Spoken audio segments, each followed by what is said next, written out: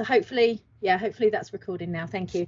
Yeah, so thank you ever so much to Professor Martin Johnes for coming along today. Martin's history professor at Swansea University, specialising in modern history. He's published huge numbers of books and has been on television many times. I'm sure you recognise his face. Currently doing some really interesting work. I read today looking at language and education in 19th century Wales, which is really nice, and some other really interesting research topics that I would very much like to hear about. Martin was also on the Professor Charlotte Williams's working party that was discussed this morning in the first session. And so Martin's also got some reflections that I'm sure he'll share during this session about diversity within Welsh history as well. So thank you ever so much. And can I thank you on behalf of all the regions for coming along to this session and giving up of your time so generously to talk to us about Welsh history. We very, very much appreciate it. Thank you. Over to you. No problem. Thank you. One thing that's worth reflecting on at the start is that people have been complaining there's not enough Welsh history taught in Welsh schools since about the 1880s. You know, it's a very long concern, it's a very long argument. And it's worth thinking about why we should teach Welsh history. I mean, the equivalent of Estyn, a government inspector, said in 1907 that people should learn, or children should learn, about the history of Wales because it would overcome their shame of being Welsh. And it would give them a pride that their country was still here and it had survived kind of conquest and assimilation with England. So very early on, there's a sense that it's a patriotic duty almost to teach Welsh history. Other people have very much shied away from that kind of political sense that it's important to teach Welsh history, and instead have said, well, Welsh history is different to British history, it's different to English history, and actually if history is all about understanding the past as it was, then it's important to teach Welsh history if you're in Wales, because if you teach British history, you can give people a false impression of the past. So it is worth reflecting on why we should teach Welsh history. For me, Wales is where we are, and history should be about making connections to pupils' lives. It should be about helping them understand the environment, the place that they live in. There is, I think, an element of Welsh history being different to English history and British history, and it's important that pupils understand that. But it's also important that we are aware that there are political motivations behind the current curriculum. It is very consciously designed to impart in children, I think, a sense of Welshness. And I'm not saying that's a bad thing, but it is just worth reflecting on why we want to teach more Welsh history. It's also worth reflecting on, what do we mean by Welsh history? And for me, Wales is both an idea and a place. The idea is that we think of it as a nation. We think of Wales having a specific identity and a specific culture. But Wales is also a geographical place. Even there is a space, a physical space called Wales. So Welsh history can be influenced by both of these ideas. It can be the history of Wales as a nation, what made Wales what it was, its national identity, its national culture, its language, the political structures that shaped Wales. But because Wales is also a place, it can just be all the stuff that happened in Wales, things that happened here, that actually weren't to do with Welshness at all. And if we think of Welsh history as just things that happened in Wales, then it takes us well beyond some of the almost like the stereotypical ideas of what Wales is. And it would mean actually taking into account global events such as world wars, or things which had very strong British identities, such as the Empire. So what I'm trying to suggest here is that kind of teaching Welsh history and bringing a Welsh dimension into the national curriculum doesn't necessarily mean just talking about the history of language or the history of the Rebecca riots or anything, or any of the kind of the classic Welsh events. Welsh history can simply be anything that happened in Wales. I think it is really important, though, to remember that what we mean by Wales is not the same as what people meant by Wales in the past. And one of the challenges of doing history and studying history is always seeing the past as people saw it at the time. An example of this is the picture we've got in front of us. Now, to us, that looks like a bicycle from the 1820s, which is when that's from, but an early bicycle. It doesn't have the pedals, it doesn't have the drive mechanism. But we're looking at that picture because we know what that evolved into. We know what a modern bicycle is like. If you're in the 1820s looking at that, you don't know what a bicycle is. It hasn't been invented. You're seeing a wooden horse with wheels. And in the 1820s, those machines were called hobby horses. So we have to try and avoid bringing our current day understandings of Welshness and our current day perspectives onto the past. And we have to try and see, when we're studying Welsh history, Wales as it meant, Wales in terms of what it meant to people in the past. So let's think of some of the big ideas, I think, in Welsh history. For me, the central question in Welsh history is Wales different to Britain? How were Welsh experiences different to British experiences? But also, how were they the same? And I think sometimes Welsh history zooms in on the things that are different. And that is certainly part of the story. But by doing that, sometimes you can exaggerate those differences. And for me, the defining characteristic of Welsh history is trying to understand where Wales is the same and where Wales is different. And not just the same to the rest of the UK, but to the rest of Europe, to the rest of the globe. And that takes you into this question, well, what does it mean to be Welsh? If so much of kind of Welsh history and Welsh culture is actually quite similar to other places, what does it mean to be Welsh? So by kind of using Welsh history as a way of exploring, was Wales different? Was Wales the same? You can raise questions amongst pupils' minds about what does it mean to be Welsh today? And I don't think it's about giving them answers. I don't think it's about telling them, this is what we should think. But it's about getting them to think about what does it mean to be Welsh. You can loosely put what's been written about the history of Wales into kind of two categories. Those that argue that Wales is different, that emphasise, say, maybe a more nationalistic view of the past, emphasising the Welsh language, Welsh nonconformity, religious culture, musical culture, maybe the things zooming in on the things that have made Wales different. But often Welsh history has been written from a very Labour perspective, celebrating the bonds of class, arguing that the class differences between upper classes and the working classes were more profound than, say, the differences between the Welsh working class and the English working class. So what do we want to kind of make centre to our vision of Wales? Is it where Wales was different, or is it where Wales was very similar?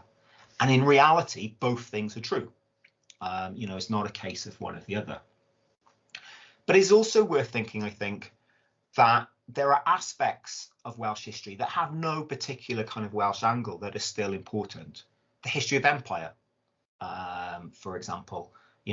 Although empire is always thought of as a very British concept, it had a profound impact upon how people in Wales thought of who they were. It created a sense of pride in Welshness, in the sense that Wales was part of the most powerful empire in the world in the 19th century. But there are other events where the Welsh angle is less obvious. The speeches of Winston Churchill, we wouldn't think of those as Welsh history, but people in Wales listened to them. People in Wales were inspired by them. Some people in Wales were angered by them, or they just ignored them, but they were listened to.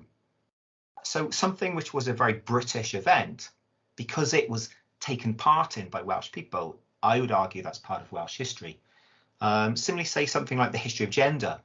The Equal Pay Act of 1970, was never seen as a Welsh piece of legislation in any terms, but it had a profound impact upon women in Wales. It's part of the story of growing equality. So in other words, what I'm trying to say is that we shouldn't think of our conception, our definition of what Wales is in very narrow terms. Yes, it's important to think of where Welsh history is different, but it's also important to remember that Wales was part of wider structures, and those structures had an influence on Welsh history. We also need to think about Wales as a place. Now, at one level, this is completely obvious. Wales has a border. It's very obvious whether we're in Wales or not. But that wasn't always quite the case in the past. And even today, in border communities, there are places in mid Wales, sort of in northeast Wales as well, where the border runs down the middle of communities. And actually, the border is slightly artificial. People's sense of being from a village is more powerful than the fact that one side of the village might be in England and one side of the village might be in Wales. In places the border isn't at all obvious, especially as you get further north. Here's a picture I took actually in Monmouthshire, and the border, you can't really see it, but according to my sat-nav, is that line down the road there. There's no geographical marker to say that's where the border is. And the idea that somehow culture on this side of the road is different to culture on that side of the road doesn't make sense. And actually, that might not be exactly where the border is anyway, because I'm just going off my sat-nav. Sat-navs aren't quite accurate to the millimetre, but Monmouthshire County Council have also gone off that sat-nav because they tarmacked right up into the exact line where my sat-nav said the border is. So where Wales stops and starts isn't always obvious, and Monmouthshire itself was argued over in terms of whether it was part of Wales. When Wales is assimilated into England in the middle of the 16th century, for complicated reasons, Monmouthshire is left out of this and is given a different administrative status, and that meant that sometimes Monmouthshire was not seen as part of Wales for kind of administrative purposes, and that's not actually clarified in law until 1972 that Monmouthshire is part of Wales. So the point I'm trying to make is it's not just our understandings of Welshness that have changed, but actually where Wales isn't static. Wales is, of course, a diverse nation. What people mean by Welshness has changed. In the medieval period, right up until the Victorian period, really, Welshness was seen as a race. The Welsh were seen as a Celtic race. Certainly in the medieval period, there was a very, very strong sense that the Welsh were a people, and they were biologically different and therefore temperamentally different to the English and to the Normans. And that idea survives in many ways into the kind of the 20th century, where people talk about, the fiery nature of Celts and stuff. Of course, it makes no sense at a biological level, but race makes no sense in a biological level. The difference between black and white is not biological, it's imagined. But if people imagine there is a difference, that imagination can become very powerful because it can shape how people are treated. We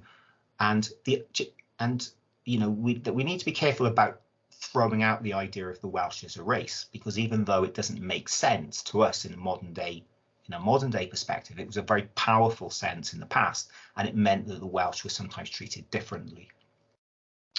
The Welsh population has always been very heavily influenced by migration.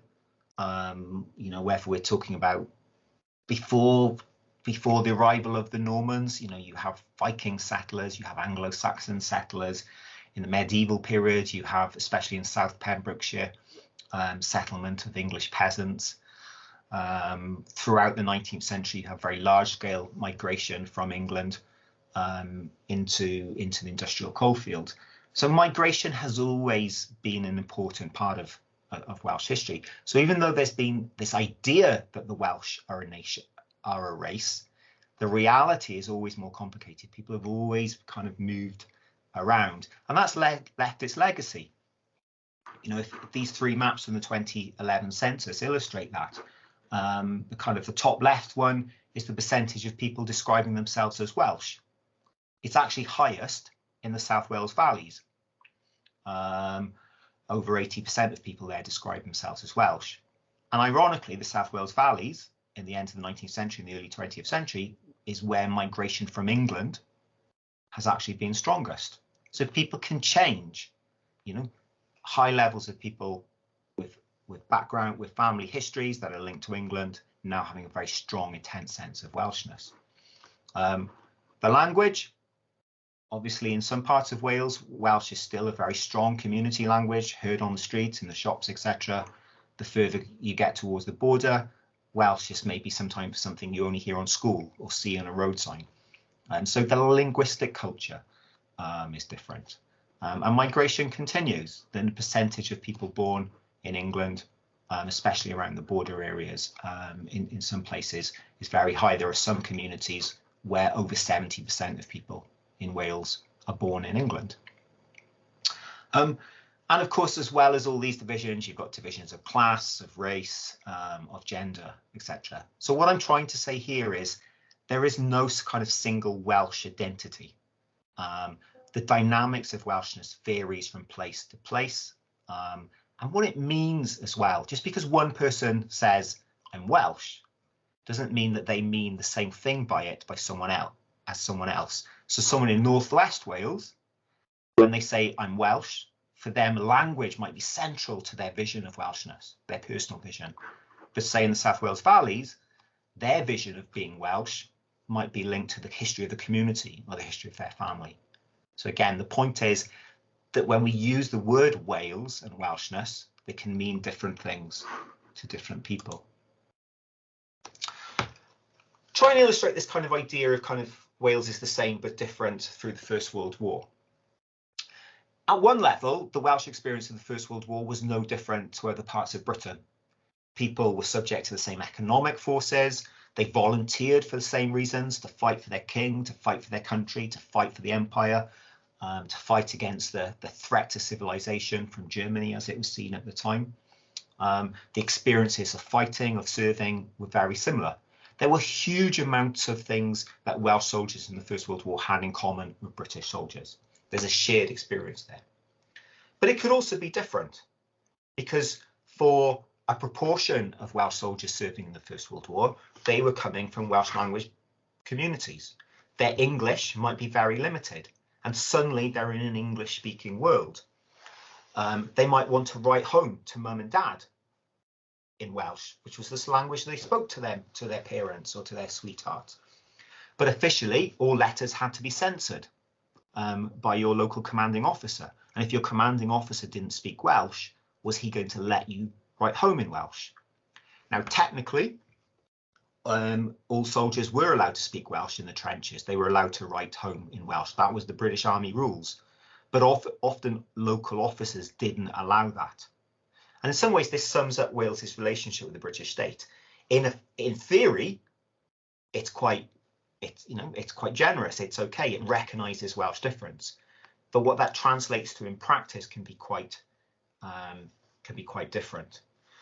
So Welsh soldiers, although they're sharing a British experience, it might work in different ways because of language. Simply understanding orders could be difficult for people if they had come from places where you just virtually never heard English and they'd only learnt a bit at school. And soldiers had a dual sense of identity. Propaganda, recruitment posters, appeals to this. You can see this in there. Welsh Guards, there's the British flag, there's the Welsh flag. Here's a Christmas card sent home. Again, Him Wlad fy Nadau, and there's the soldier dreaming of Wales, and there's the Welsh dragon on his Christmas card. So again, it's very clear that even though people are part of a British experience, a British army fighting for the British Empire, they still retain a sense of Welshness. And in many ways, what war does is both intensify that sense of Welshness, because if you're suddenly in a unit where everybody's calling you Taffy, if you're suddenly in a unit where you're very aware that you don't speak the language of empire very well, you become more aware of your Welshness. But in another way, by being with people from different backgrounds, you realise, well, just because I've got a different language, a different culture, actually they're no different to me. And Saunders Lewis, one of the founding members of Plaid Cymru, said in the trenches he learnt that although they were a bit rough and ready, these cockneys around the edges, they were actually just blokes like him. So again, the war is a good example of how kind of Wales is the same but different, and how people at the time were very conscious of that. Another big theme, I think, is this question that I kind of started to raise through letters is, is Wales an oppressed nation? What is the relationship with the rest of the United Kingdom? Certainly there have been times when Wales has been looked down upon, it's been patronised,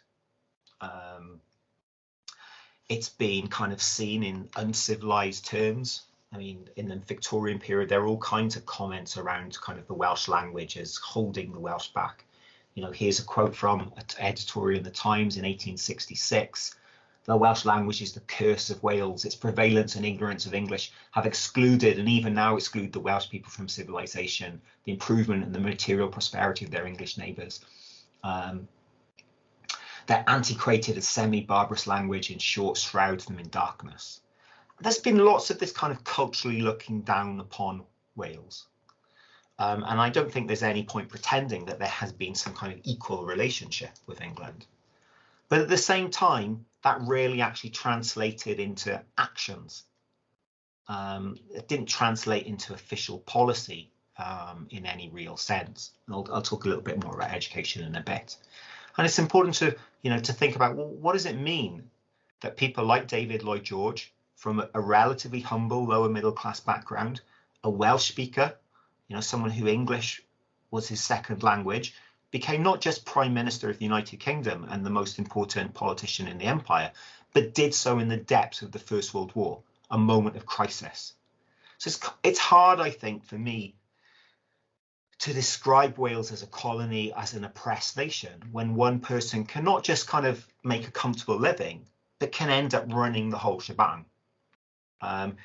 But that doesn't get away from these kind of attitudes that you see in the Times. So again, there's simultaneous kind of condescension, looking down upon Wales, but individuals could still make it. It's a complicated relationship. It's not as simple as saying Wales was an equal partner or Wales was oppressed, because both of those things are true. It's also worth thinking about how Wales has grown in terms of recognising it as a nation. From a legal point of view, it was basically abolished and annexed into England in the 16th century. The Acts of Union got rid of Wales for all administrative purposes. There was an act passed in 1746 that just made it clear that every time the law said England, this included Wales. But slowly over the late 19th century into the 20th century, some kind of devolution happened.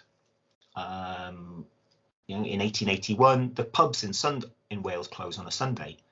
That might not seem very important to us today, but it was a marker that Wales had a different culture. It was the first piece of modern law that treated Wales differently to England. Wales gets its own Board of Education in 1905. Sorry, that should say 1907. In 1907, so the devolution of kind of how education is operated in Wales begins actually not in the 1990s, but at the beginning of the 20th century. And there's a whole series of these acts, Cardiff being made capital, the Red Dragon being officially recognised as the Welsh flag, legislation that gives people the right to use Welsh in the courts of law, or in legal documents. And if you just put it in a long list like this, you can see the progression of the Welsh nation. And it almost feels like there's this inevitable train heading towards devolution, and maybe beyond devolution towards independence. But of course, when we're looking at that list, we know devolution happened. And again, this is the danger of judging the past through the lens of the present. For people in the middle of the 20th century, they had no idea what was going to happen next. And there wasn't this sense of progression. And often there was a sense of kind of feeling that Wales was under threat and Wales was in danger of disappearing. So these things were things that people fought for because they feared the future of their nation. And now, because we know, the status of Wales as a nation in some ways is safe, there's a danger that we miss that sense of desperation sometimes people had in the past. But certainly from where we stand now, you could argue that the history of Wales is the history of growing recognition that Wales is different to England. The history of Welsh is also a contradiction. If you put it in simple numerical terms, it's a history of decline. People first started counting the number of Welsh speakers in 1891, which again was a kind of a marker of Welsh nationality, the fact that the census thought it was worth counting. Although there's been kind of a slight rise in the early 21st century, it's essentially a history of decline. And the number of people who only speak Welsh have disappeared. But at another level, people have rights to use Welsh in their contact with the law, courts, public administration, etc., etc. Wales has the Welsh language has a legal status now stronger than it's ever enjoyed. So at one level, we've got the history of decline, but we've also got a history of advances. And I think that's a really central kind of part of the history of Wales, this changing status in the history of the language. And of course, the two things are connected. Nobody in the early 19th century was campaigning for Welsh legal rights because they didn't feel they needed to, because Welsh seemed a strong language. It's only when the language starts to go into decline, when the census statistics come out and make people worried about the future of the language, that people start fighting for legal rights. Another big theme, I think, in Welsh history is this idea that Wales is a radical nation, that it's been full of people protesting and demanding their rights. You know, whether we're talking about kind of, you know, armed risings such as the Merthyr Rising or the Newport Rising in 1839, whether we're talking about unemployed miners marching against benefit cuts in the 1930s, the Rebecca riots. There's a whole host of these kind of protests and riots, and they are important. But I think there is a danger that Welsh history often concentrates on them because it gives the impression that everybody was radical, that Welsh society was constantly in revolt, in rebellion, in riots. But of course, what's significant about these events are they're not typical. Most people didn't experience them. They stand out because they are unusual. And I think the way that we celebrate them is often a sign, you know, of how we see the Welsh past through a left-wing lens. And that's not necessarily a bad thing, you know, celebrating kind of the working class standing up for their rights. But it can make us forget that actually there have been plenty of right-wing people in Welsh society, in the Welsh past. The Conservative Party have always consistently outvoted Plaid Cymru in general elections. You know, Wales has a right-wing history as well as a left-wing history. And the danger here is taking examples and people and individuals and saying they represent the Welsh experience. They are part of Welsh history, but they're just a part of Welsh history. And of course, they also happened everywhere. You know, nearly all of these kind of riots and rebellions are part of kind of British trends. But history does have lessons, I think. And one thing that we can draw from those rebellions and riots is that people can change things and individuals can make a difference. Historians are often very, I think, shy of saying history has lessons. But actually, if there is one lesson, individuals can make a difference, whether that's suffragettes demanding the vote at the early 20th century, whether that's Welsh language protesters demanding Welsh language road signs or the right to be tried in the Welsh language. And I think, you know, there isn't anything wrong with picking up on these stories and saying, look what people can do. Look how you can change the world for better. We can use history to inspire children. We need to remember that these people weren't typical, that most people weren't protesting. But that's the point. A small number of people can change the world. And that, I think, is a really, really powerful lesson that we want to be getting through. Of course, history is also full of things that we shouldn't be inspired by. We need to remember that, you know, Welsh society was just as racist, was built upon ideas of white hierarchies, you know, in exactly the same way as the British Empire was. Wales shared in all of those ideas of British imperialism, that the white man and white culture was superior. Wales had its own colony in Patagonia. In 1919, there are serious race riots in Cardiff, Newport and Barry, and they're not unique examples. So yes, Welsh history can be heroic, but it can also remind us that actually people can do terrible things, and we need to reflect on why and can things be done about that. And that takes us to the point, you know, were people in the past different? Are we talking about people who are like us? And at one level, people in the past were the same as us. They fell in love. They gave each other love spoons. They had relationships. They were interested in stories of murder and drama and sex and scandal. They committed those crimes. They told jokes. They laughed. Sometimes the Welsh were laughed at. Sometimes they laughed at themselves. The past is very familiar in lots of ways, and we can empathise with it. But the past was also different. And although people experienced the same emotions, that doesn't mean those emotions meant the same thing.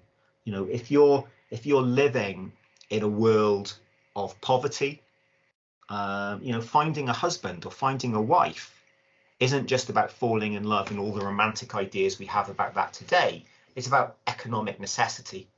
It's about survival. The tragedy of losing a child, you know, is universal at one level, but it's quite different if you're living in a world where children dying in infancy is very common. That doesn't necessarily mean the pain is any less, but it's experienced in a different way because it's less expected. Or sorry, it's more expected.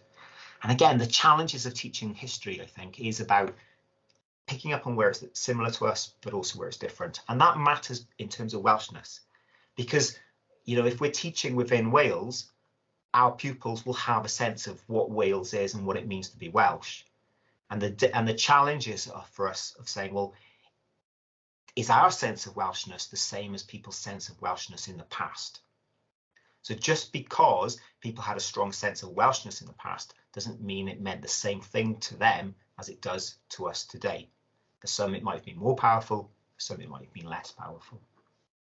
And to illustrate this, kind of nearly finish, of how things can feel different is the Welsh Not. The Welsh Not, a 19th century practice where children were given a block of wood if they were heard speaking Welsh at school, and it might be passed, I mean, the practice varies from place to place, but it might be passed around.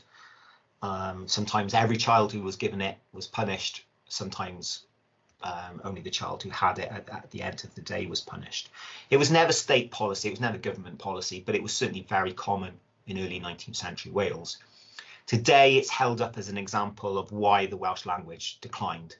Here's a modern graphic of it, and the girl, and the fact that it shows a girl is significant as well, because, you know, here we have a girl being physically punished, but her hanging her head in shame. We're meant to feel an emotional connection with that. And the Welsh Not was terrible, but it was experienced in different ways, because the purpose of it in some ways was trying to teach children English.